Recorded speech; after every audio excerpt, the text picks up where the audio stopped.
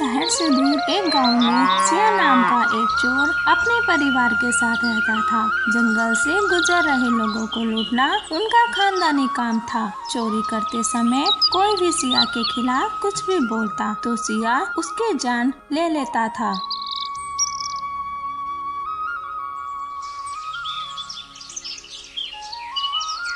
फिर एक दिन उसकी पत्नी ललिता बोलती है, अरे आज तुम्हें जाने का मन नहीं कर रहा क्या? इतने दिनों से कुछ हाथ नहीं आया। ऐसा चलता रहा तो अपने घर का खर्च कैसे चलेगा? जल्दी जाओ, जंगल में लोगों के आने का समय हो गया है। अगर दोपहर हो गई तो जंगल में कोई नहीं आएगा, फिर खाली हाथ लौटना पड़ेगा। अरे बाबा, जा रहा हूँ, अभी तो 5 दिन ही हुए हैं। हमें जल्दबाजी नहीं करना चाहिए। अगर रोज जंगल में चोरी करने जाएंगे तो लोग जंगल में आना जाना बंद ही कर देगा। वही 5-10 दिन के बाद जाएंगे तो लोग अपनी पहली घटना को भूल जाएंगे। ये सब देखकर चोरी करना पड़ता है ना। लेकिन 5 दिन तो हो गए हैं, अब जाऊँ ना? और हाँ, इस बार मेरे लिए सोने की अंगूठी ले आना। मुझे सोने की अंगूठी पहनना बहुत पसंद है। अरे सोने का अंगूठी मैं थोड़ी बनाता हूँ जो मैं तुम्हें ले आऊँ। इसके लिए तो अमीर घर का आदमी होना चाहिए। सिर्फ अमीर घर का लोग ही अंगूठी पहनते हैं। ठीक है, अब मैं जा रहा हूँ, नहीं तो धीरे धीरे दोपहर हो जाएगा। ऐसा कहकर सिया घर से जंगल की ओर निकल जाता है।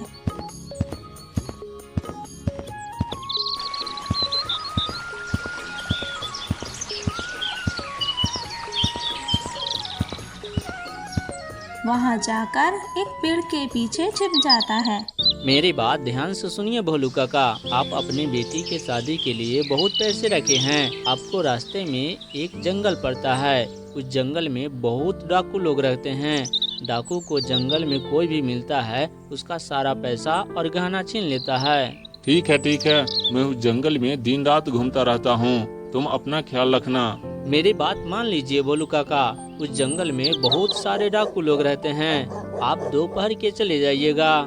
नहीं, मेरे बेटी की शादी के लिए अभी बहुत सारा सामान खरीदना है। मुझे जाने दो, मैं जा रहा हूँ। इतना कहकर भोलू काका वहाँ से चला जाता है। जब सिया डाकू ने भोलू काका को देखा तो चाकू लेकर उनके सामने आ गया।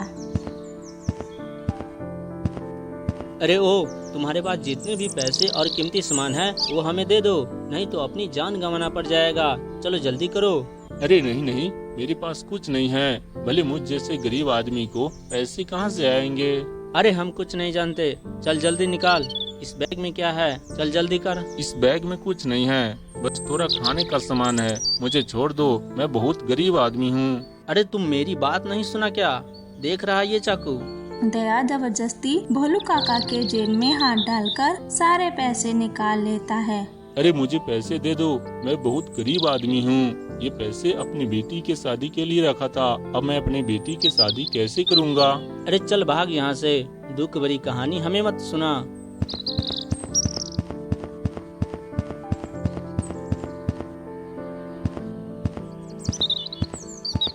बेटा दया, आज लगता है तू जंगल से आ रहा है। आज बहुत सारे पैसे मिले होंगे।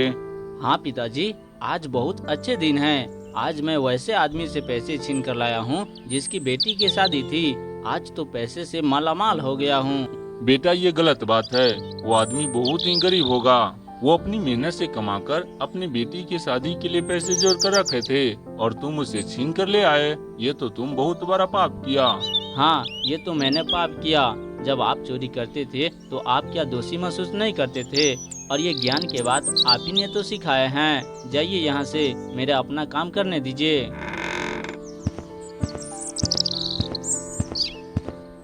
ललिता, ये देखो बहुत सारे पैसे छीन कर लाया हूँ। अब 10 दिन तक जंगल में मत कहना जाने के लिए। इस पैसे से तो अच्छे से 10 दिन बीत जाएंगे। वो सब तो ठीक है, लेकिन तुम्हारे पिताजी बाहर क्या ज्ञान की बातें कर रहे थे? क्या वो पैसे वैसे मांग रहे थे? नहीं, वो पैसे नहीं मांग रहे थे। वो कह रहे थे ये सब छीन छरावा बंद करो, ये सब करना पाप है। अच्छा, तो वो भी तो चोरी करते थे, क्या वो पाप नहीं था क्या? अब वह बूढ़े हो गए हैं, उनसे चोरी नहीं होती तो लोगों को ज्ञान सिखा रहे हैं। तुम उनकी बातों में मत आना। दया उस दिन अपनी पत्नी के साथ खुशी से बिताता है।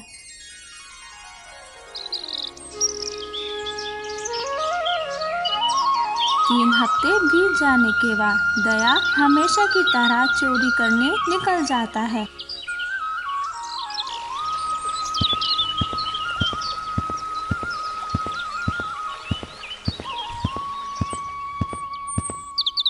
अरे दूध वाली, तुम तो रोज जंगल से होकर इस गांव में दूध बेचने आती हो। क्या तुम्हें जंगल में डाकू नहीं मिलता क्या?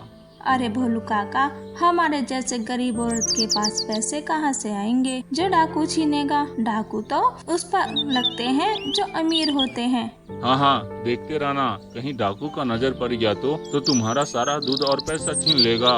ठीक है, मैं उस जंगल से होकर रात दिन दूध बेचने इस गांव से आती हूँ। मुझे डर भय नहीं लगता। अब मैं जा रही हूँ, तुम अपना ख्याल रखना। फिर दूध वाली पूरे गांव में दूध बेचने के बाद शाम को उसी जंगल से होकर अपने घर जा रही थी। तभी दया उस दूध वाली को देख लेता है और सामने आकर उसे रोक लेता है। अरे दूध वाली, तुम्हारे पास जितने भी पैसे हो और कीमती सामान हो वो हमें दे दो, नहीं तो तुम अपनी जान गंवानी पड़ जाएगी। चलो जल्दी करो। अरे नहीं, मेरे पास ये दही के अलावा कुछ नहीं है। मुझ जैसी गरीब औरत के पास भला पैसे कहाँ से आएंगे? अरे हम कुछ नहीं जानते, चलो जल्दी निकालो, तुम अपनी पर्स में रखी होगी, चलो जल्दी करो। तभी दया की नजर दूध वाली की हाथ पर पड़ी। दूध वाली सोने की अंगूठी पहने हुई थी। अरे ये क्या, तुम तो सोने की अंगूठी पहने हुई है, चलो जल्दी निकाल, हमें दे दो। अरे नहीं, मैंने पूरे 1 साल दूध बेचने के बाद ये अंगूठी खरीदी है। ये मैं नहीं दे सकती, ये बहुत कीमती है। अरे तुम्हें सुनाई नहीं देती क्या? ये देख रहा है चाकू, मैं तुम्हें जान से मार दूंगा। दया की यह बात सुनकर दूध वाली डर जाती है और दया को सोने की अंगूठी दे देती है। रास्ते में उसे एक पंडित जी मिलते हैं। अरे बेटा, तुम कौन हो? तुम्हारा पूरा शरीर पापों से भरा हुआ है। बताओ, तुम लोगों से सारे पैसे, जेवर और गहार क्यों चुरा लेते हो? अरे पंडित जी, ये करने से मुझे मेरे घरों में पैसे की कोई कमी नहीं रहती है। अच्छा, तो ये बात है। हाँ बिल्कुल, मेरी पत्नी कई दिनों से सोने की अंगूठी मांग रही थी। आज वो सोने की अंगूठी देखकर खुशियों से झूम उठेगी। अच्छा, लेकिन उसे खुश करने के लिए तुम्हें इतना सारा पाप करना पड़ता है। इतना सारा पाप करोगे तो तुम्हें इस पाप की सजा जरूर मिलेगी। ये सब बेकार की बातें हैं पंडित जी, पाप पुण्य कुछ नहीं होता। आज जो मुझे मिला है वो सब हमारा है, कल किसी और का होगा। अच्छा, तो एक काम करो, तुम पहले बहुत पाप कर चुके हो। इन सोने की अंगूठी के साथ पाप को भी उनके साथ बांट कर देखो, तब वो तुम्हारे पाप को स्वीकार नहीं करेंगे। अगर विश्वास नहीं होता तो एक बार उससे पूछ कर तो देखो लो। मुझे अपने परिवार को पूछने की जरूरत नहीं, वो लोग मेरे लिए कुछ भी कर सकता है। आप पाप को स्वीकार करने की बात कर रहे हो तो वो लोग जरूर करेंगे। मैं अभी जाकर पूछता हूँ।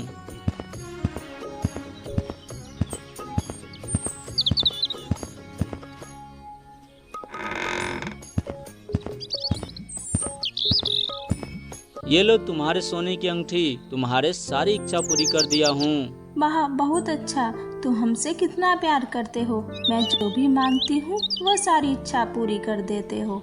अरे ललिता, मैं तुम्हारे लिए कुछ भी करने के लिए तैयार हूँ। अब तुम्हें एक काम करना होगा। अच्छा, आज तो तुमने मेरा सपना पूरा कर दिया। कहो क्या चाहिए, मैं सब कुछ करने के लिए तैयार हूँ। तुम्हारे ये सब इच्छा पूरी करने के लिए मुझे बहुत पाप करना पड़ता है। क्या तुम मेरे पापों का सजा करना चाहोगी?